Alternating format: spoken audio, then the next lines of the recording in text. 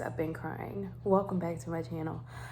One of you guys commented and said they wanted me to make a video about, I think, how fathers can be the best that they can be for their daughters. And I have a lot to say about that. Trigger warning, I'm gonna talk about abuse, domestic violence. I'm gonna be crying a lot. So if any of that is triggering, probably shouldn't watch this right now. It's okay.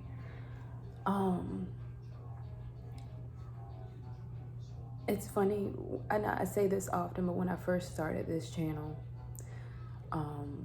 it was a food blog, and then I used this channel to turn it into my main vlogging channel, and I stopped using my other one.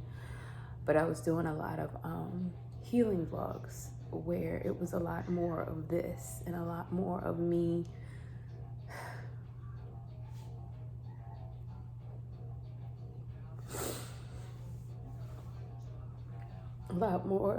just talking to y'all very honestly and breaking the fuck down on camera, which, like, people laugh all the time, say, how the fuck do you put a camera on and then just start crying? And it's like, bro, no, like, this is mid-cry, and in the middle of it I was like, I do have it on my schedule to shoot this vlog, and I just felt like called and compelled to do this. But long story short, this video is about how fathers can be the best for their daughters. This is for anybody who is gonna become a father, anybody who is a father, anybody who feels like they fucked up as a father, because this is what has helped me, and this is what retroactively would have been great, but this is what presently works as well. Because I like to look at things like, I am a testimonial, I overcome, I am not a tragic story, I'm a testimonial. So first of all, I'm gonna keep certain things like private. I'm gonna kind of gloss over things a little bit, but I'm gonna try to give y'all as much as I possibly can to I don't know, make it make sense. So yeah, first of all, I was raised in a 2-parent household, and both of my parents were very loving. You know, they worked hard to get everything they got, and my childhood was beautiful. It wasn't until I got into like my early teens that I started feeling kind of like not so great. And I'm honestly feeling a little triggered even talking about it, because it would get really bad sometimes. But my relationship with my dad was not always the best, and it's odd because usually when girls are coming up, they butt heads with their moms. And it's weird also because my dad was like more like the fun parent, and my mom was like the more serious one. So I don't know what the fuck happened. I just think that there was a lot of trauma that he still carried within him, and I just reflected all that shit back, and it just triggered him. And I hate to make excuses, but it's just like, that's what it is. And there's a lot of things that happen that I could say on here and y'all would be like, that's not normal, but I don't want to get too specific, because it's just certain things I'm like, I know this isn't normal, I know this isn't okay, like I know it's not, like no matter how bad your kid, like I know this isn't okay. I always felt like I was in trouble, and I think for me, I think for him, I think in general, understand that when you have a daughter, this is a human being. You can't, if you, first of all, fathers, please go to therapy before you even have kids. If you have any type of situation where you have any kind of trauma in your childhood, whatever, or even if you did, maybe just go to therapy and just talk and see if there's anything there that could affect this little human being. For me as a daughter, I really wanted that same compassion and love that I felt to extend into my teenage years, and it did not. I felt ostracized. I felt like no matter what I did, I was always wrong. And mind you, and there's nothing wrong with the kids who were exploratory and were a little more out there, adventurous, nothing's wrong with that. But I was the type of person, I didn't have a boyfriend until I was 15, I was a virgin until I was 20, like very like sheltered. And the wildest things were like, I might want to wear some shorts because I loved looking cute. It wasn't for boys, it was for me, because I liked my outfits to I like to look cute for me. I was always like, very adventurous with my clothing. I want my skirt and I want this, and it's like cute to me, and that's where I'm coming from with it. But because he's insecure and he feels like, oh my God, I have this gorgeous daughter, like, I feel like he didn't know how to navigate that. So instead of just being protective, he basically would slut shame me and make it so that I felt like me just trying to be a normal preteen or teen was like I was this horrible, nasty, dirty girl. And he would make references to other things and other people that were just messed up, and I'm not gonna share here. But it was things like that. So again, I don't want to get too personal, but please don't do that. I need you to understand, and I'm gonna say this again, go get therapy before you become a father, or when you become one, get a fucking therapist, because sometimes there's things inherently that men are taught that certain types of men, you are just not gonna be what that little girl needs. She needs to understand what it feels like to have a true provider. She needs to understand what it feels like to not be verbally abused, to not be ostracized, slut shamed. It is 2023. Teach her that no matter what, she's valuable, and that her time and energy is gold, that she's free to express herself how she wishes. And you need to be comfortable and secure enough in yourself to be that provider and that force for your daughter.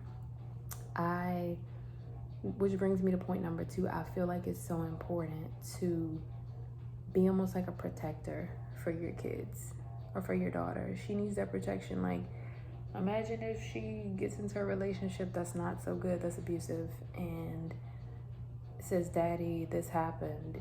She needs you to show up and do what you need to do, you know?